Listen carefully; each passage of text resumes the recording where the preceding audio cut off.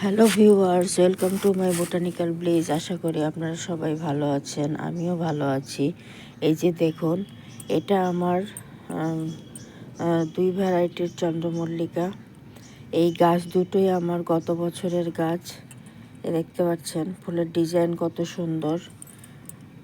আমি এগুলির কাটিং বসিয়েছিলাম, মাদার গাছ আছে, ওখান থেকে ডাল কেটে বসিয়েছিলাম। কি সুন্দর গাছ হয়েছে, দেখতেই পাচ্ছেন ফুলগুলি খুব সুন্দর। একটা জীবন্ত ফুলদানির মতো হয়ে আছে, আগাই ফুল কত সুন্দর, হলুদ আর পিঙ্ক কালার।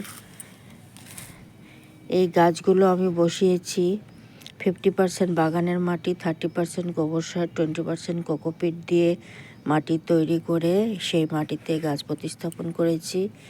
এইভাবে গাছ বসালে গাছ খুব সুন্দর, সতেজ, হেলদি হয় এবং ফুল ফল যে কোনো গাছ এইভাবে তৈরি করলে ফুল ফল খুব ভালো আসে। এই যে দেখতেই পাচ্ছেন কত সুন্দর আমার ফুল হয়েছে। আর কোকোপিটটা অবশ্যই গাছে দেওয়ার চেষ্টা করবেন, তাতে গাছ জল ধরে রাখার ক্ষমতা রাখে। আমি কোকোপিট দেই বলে এই জন্য আমি এই যে শীতের সিজনে একদিন পর পর গাছে জল দেই। কোকোপিটে জলটা ধরে রাখে, শুকোতে দেয় না। গাছ খুব সহজে শিকড় চলাচল করতে পারে এবং মাটি থেকে খাবার সংগ্রহ করতে পারে।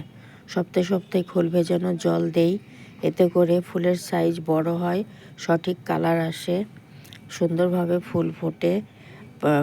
খোল ভেজানো জলে প্রচুর পরিমাণে পটাশিয়াম থাকে, এর জন্যে ফুল ফলের জন্য খুবই ভালো খোল ভেজানো জল। আর সপ্তাহে সপ্তাহে নিম তেল স্প্রে করে দেই, এতে গাছে পোকামাকড়ের আক্রমণ হয় না, পাতা কুঁকড়ে যায় না, খুব সুন্দর গাছ থাকে। আপনারা এইভাবে ছাদ বাগানে এই শীতে চন্দ্রমল্লিকা করতে পারেন, খুবই সুন্দর। চন্দ্রমল্লিকা শীতের বাগানে সৌন্দর্য বাড়ায়। ভিডিওটি ভালো লাগলে প্লিজ সাবস্ক্রাইব করবেন, সাবস্ক্রাইব করে আমার পাশে থাকবেন। আজকে আসি, টাটা।